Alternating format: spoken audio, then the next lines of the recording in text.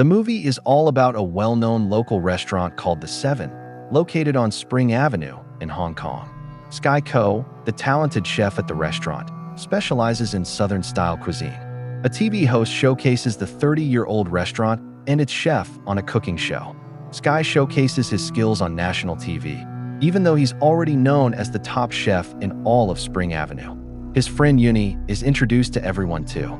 She typically handles the restaurant's finances. Sky is really clear about the quality of food and service they offer, and that's a big reason why their restaurant is so popular. It's usually so crowded that people end up lining up outside the restaurant. A rude customer walks in that day. After cutting in line, Sky won't serve him, even though the customer brags about his power and wealth. Before he leaves, the man chuckles at their little restaurant and reveals that his boss has invited a top-notch chef to open a 3-star restaurant right across from them. Yuni feels a bit scared by the thought, but she brushes it off as just a bluff. Over in France, the king and queen are excitedly welcoming their new baby boy. They throw a huge ball to celebrate the birth and invite a top-notch chef to whip up a feast for the guests. We meet the chef, Paulin. He's a Michelin-starred Korean chef who trained in France. Paul cooks in a unique way that blends different styles without sticking to just one. He enjoys blending cuisines from various countries to whip up creative dishes. This chef's special features a dessert that resembles a red egg, but inside, it's packed with mango puree and coconuts for a delightful surprise. That's gross. This dish takes inspiration from the tradition where red eggs symbolize a blessing for newborns. The tasty dish and its meaning really resonate with the royals, and they give a big round of applause for Paul's amazing work. After the successful ball, he and his assistant Mayo head back to the restaurant where they work. The owner and their team cheer them on, celebrating their success together.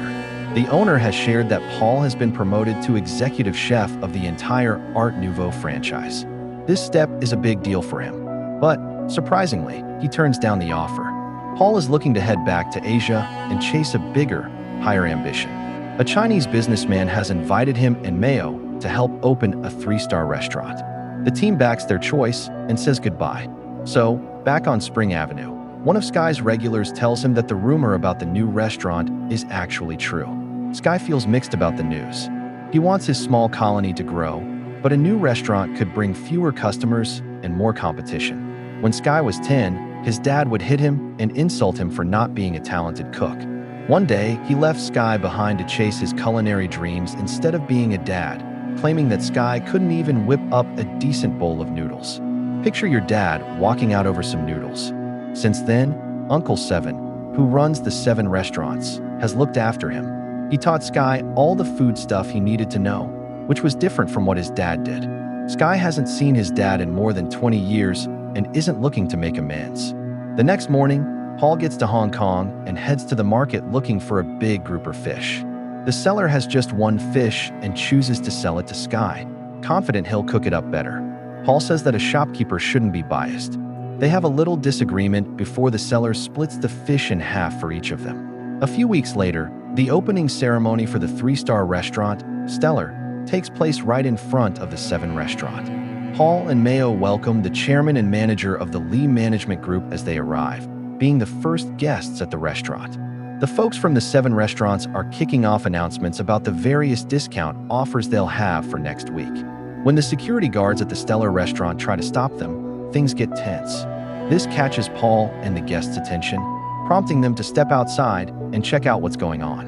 When things get intense, Mayo proposes a cook-off to determine who's the better chef. Sky and Paul spot each other from the market and take on the challenge. They choose to have a fish-cutting competition.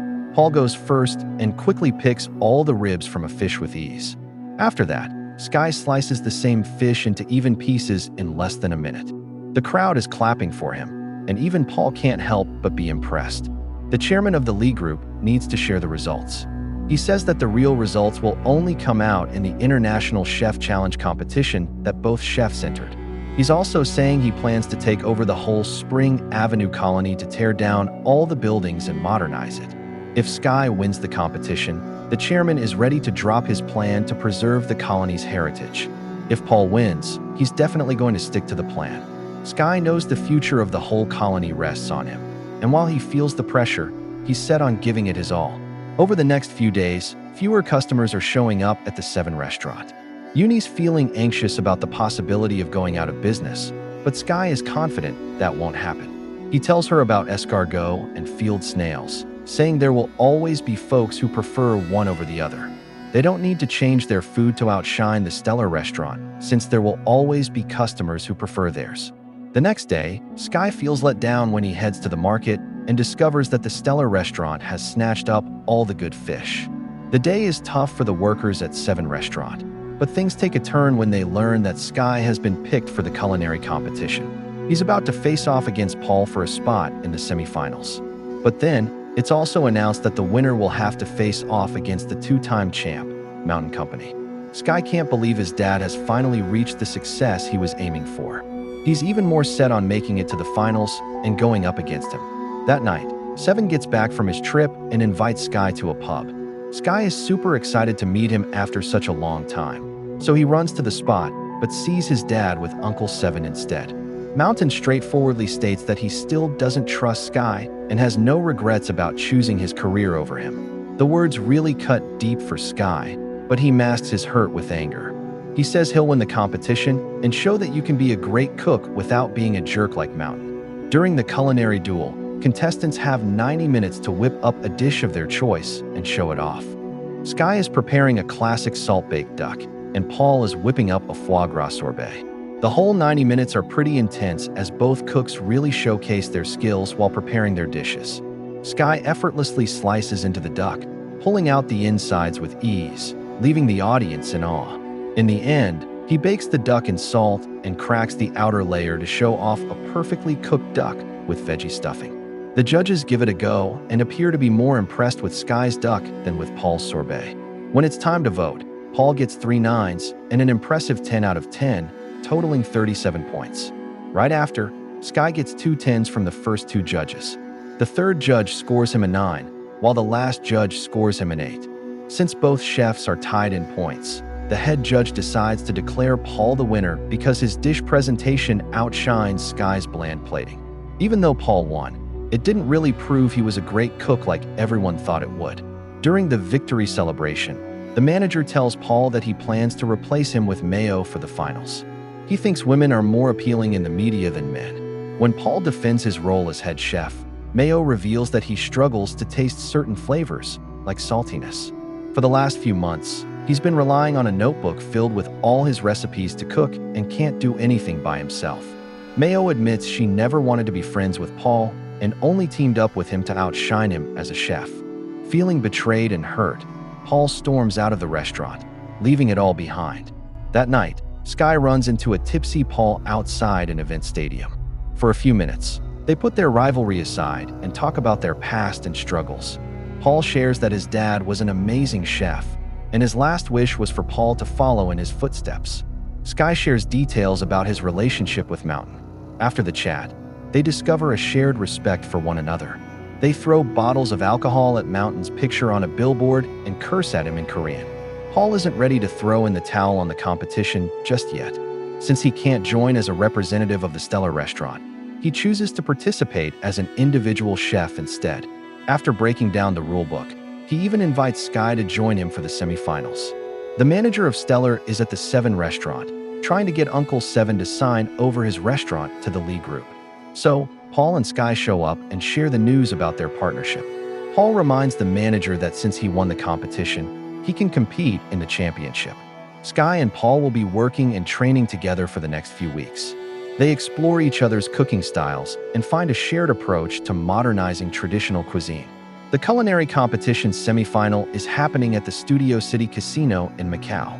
The winner of the round will have to take on the reigning god of cookery, Mountain Co. The competition kicks off, and Sky and Paul bring their culinary skills to the table, going head-to-head with 4 other talented chefs from around the globe. Somehow, the Lee Group got Mayo involved in the competition too. She cooks with extra care to show she's better than Paul.